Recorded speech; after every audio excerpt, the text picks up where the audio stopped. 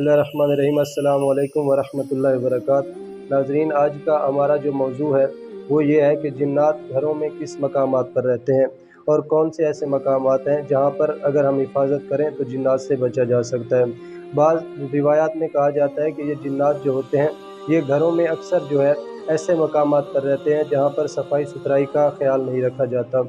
और मासूमीन की हदीस मौजूद है कि जब भी शाम होने लगे यानी मगरिब की अज़ान से पहले जो है आप अपने घरों में रोशनी जो है वो कर लिया करें, यानी चिराग जला लिया करें। आजकल के दौर में यानी बल्ब वगैरह रोशनी का मकाम हमारे पास ज़रूर होना चाहिए। और कहा जाता है कि जब मगरिब का वक्त होता है तो जिन्नात जो है गिरोह की सूरत में घरों के ऊपर से गुज़रते हैं और जहाँ पर उनको अंधेरा नज़र आता है तो वहीं पर वो जो है अपना ठिकाना बना लेते हैं। या हमारे घरों में अक्सर ऐसे मकानात होते हैं जिन्हें हम स्टोर रूम के तौर पर इस्तेमाल कर रहे होते हैं, तो उसमें भी कहा जाता है कि आपको सफाई सुथराई जो है वो दूसरे तीसरे दिन ज़रूर करते रहना चाहिए, ताकि मुसलसल जब ऐसी जगह रहेगी कि कोई वहाँ पर आया जाएगा नहीं, रोशनी नहीं होगी, तो फिर यकीनन वहाँ पर जिन्नात का जो है वो ठिकाना हो सकता है।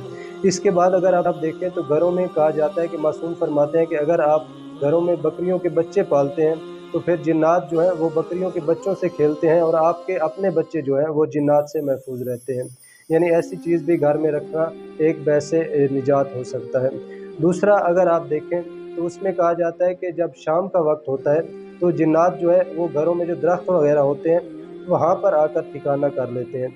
अब उनकी हिफाजत आपने किस तरह करनी है कि उनका सबसे बेहतर जो वक्त है कि अगर शाम के वक्त हो या रात के वक्त हो आपके घर में कोई दरख्त है तो कोशिश कीजिए। और अब भी कहा जाता है, बुज़ुर्ग जो है वो कहते हैं कि शाम के वक्त दरख्तों के नीचे नहीं सोना चाहिए या दरख्तों से नीचे गुजरते हुए जो है वो टहनी वगैरह नहीं तोड़नी चाहिए, क्योंकि शाम के वक्त जो जिन्नात होते हैं वो दरख्तों के ऊपर जाकर अपना ठिकाना कर लेते हैं।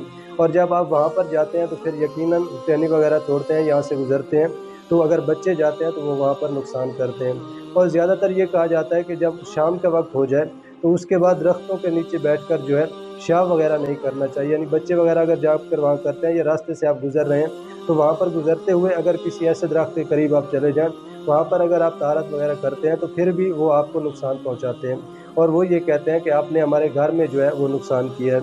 यानी इस तरह जो है आप अपने घर को महफूज रख सकते हैं और हमें कोशिश करनी चाहिए कि इन चीज़ों से जो है घर की हिफाजत के लिए बहुत सारा एहतमाम करना चाहिए।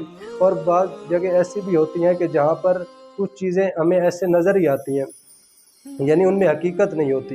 बाज़ लोग कहते हैं कि हमारे घरों में जो जिन्नात मौजूद हैं, मगर ये भी हो सकता है कि अगर घर से गुज़रते हुए भी आपके घर में अगर वो नज़र डाल दें या कोई ऐसी चीज़ वहाँ पर मौजूद हो जिसको वो देख लें या जिसके ऊपर वो साया कर लें, तो फिर भी आपके घर में जो है वो बेसकूनी सी हो जाती है।